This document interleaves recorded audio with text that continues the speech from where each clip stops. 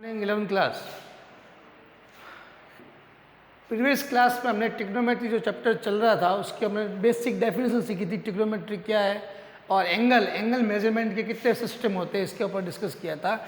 Angle measurement के 3 system होते हैं। एक होता है साष्टिक पद्धति, एक होता है सतिक पद्धति, एक होता है वर्तीय पद्धति यानी सेक्साडेसिमल सिस्टम और सेंटेडेसिमल सिस्टम, और एक होता है सर्कुलर सिस्टम।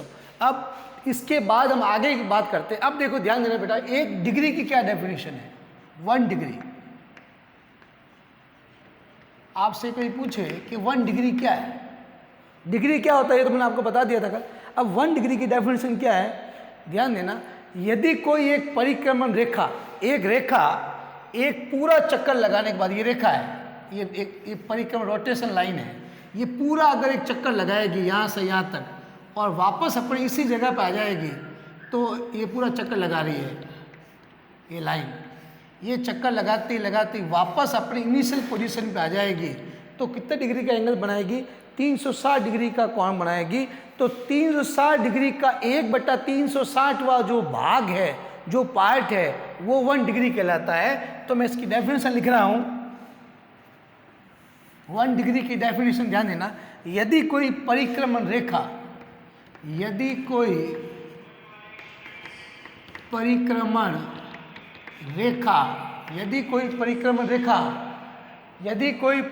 रेखा एक पूरा परिक्रमण कर 360 डिग्री का कोण बनाती है, तो 360 डिग्री का 1/360वां भाग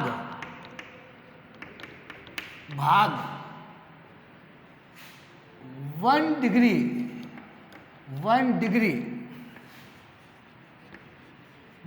यानी कहलाता है। यानी 1 डिग्री डेफिनेशन क्या हुई, कोई परिक्रमण रेखा एक चक्कर लगाती है पूरा और 360 डिग्री का एंगल बनाती है, तो उसका 360 डिग्री का 1/360 जो पार्ट है, जो भाग है, वो क्या कहलाता है, 1 डिग्री यानी 1 अंश। डिग्री का मतलब क्या होता है, अंश कहलाता है। ये आपके 1 डिग्री की डेफिनेशंस हो गई। अब ध्यान देना बेटा, सेकंड हम लोग ले रहे हैं पाई। क्या होता है पाई, आप कहते हो ना पाई की परिभाषा ले रहे हैं। जैसे आप लोग कहते हो इसका मान 22/7 होता है, या आप लोग कहते हो 3.14 होता है। ये पाई है क्या, ध्यान देना। पाई की डेफिनेशन ले रहे हैं हम लोग। जैसे एक r त्रिज्या का वृत्त है ये इसकी क्या कहलाती है, पूरी परिधि कहलाती है, सर्कमफेरेंस।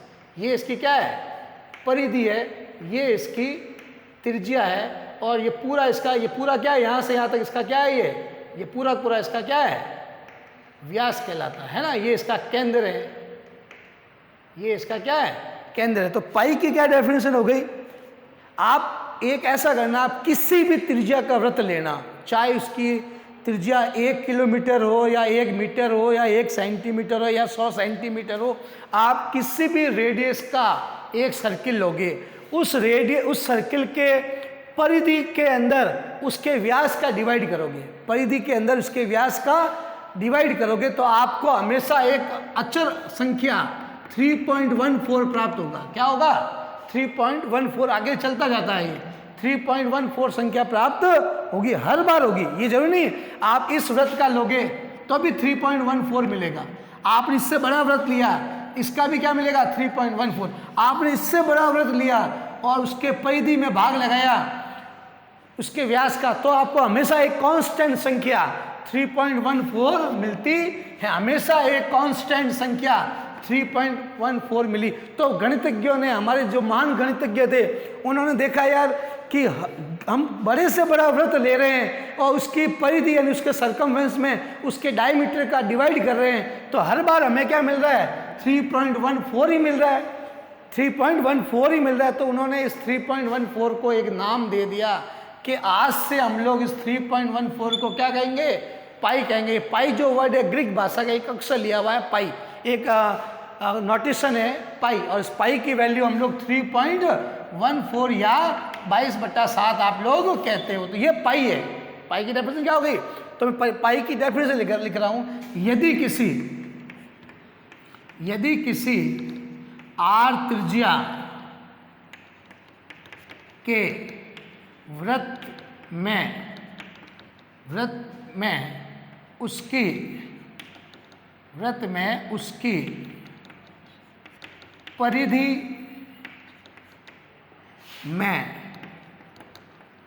परिधि में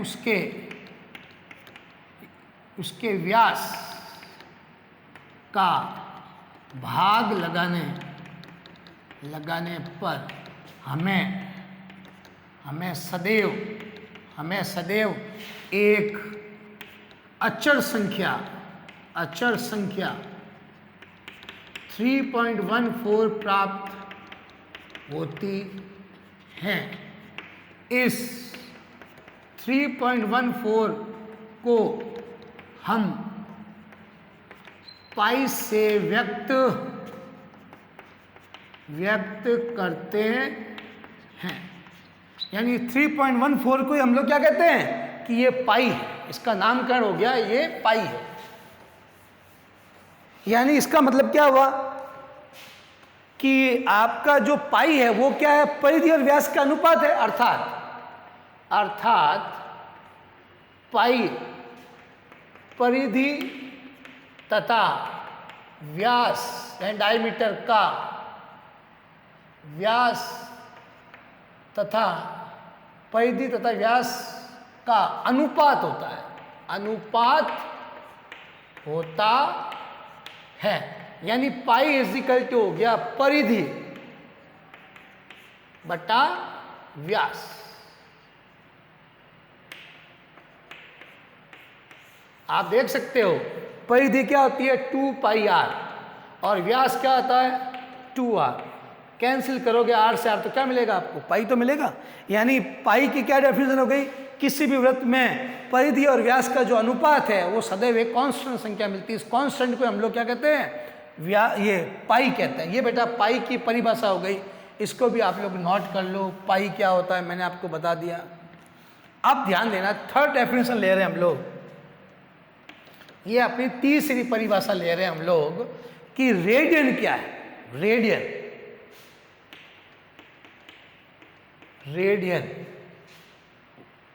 1 रेडियन, एक रेडियन। यानी इसको रेडियन को किससे व्यक्त करते हैं? ऊपर सी लगाते, लिखते हैं ना 1 रेडियन, सी। 1 रेडियन की क्या डेफिनेशन है? अब देखो 1 रेडियन का क्या डेफिनेशन हो गई?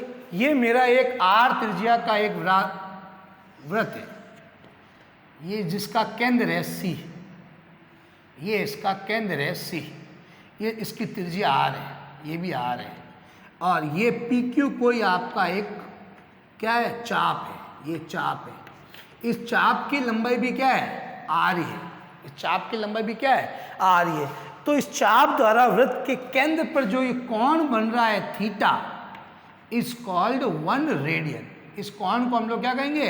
1 रेडियन कहेंगे। यानी आर त्रिज्या के वृत्त द्वारा त्रिज्या के बराबर ही वृत्त की परिधि पर काटे गए चाप द्वारा वृत्त के केंद्र पर बनाया गया जो कोण होता है वो 1 रेडियन के बराबर होता है।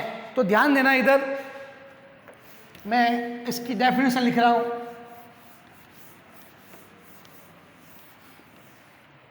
लिख रहे हैं 1 रेडियन की। यदि आर त्रिज्या का एक वृत्त है तथा इस वृत्त पर त्रिज्या के बराबर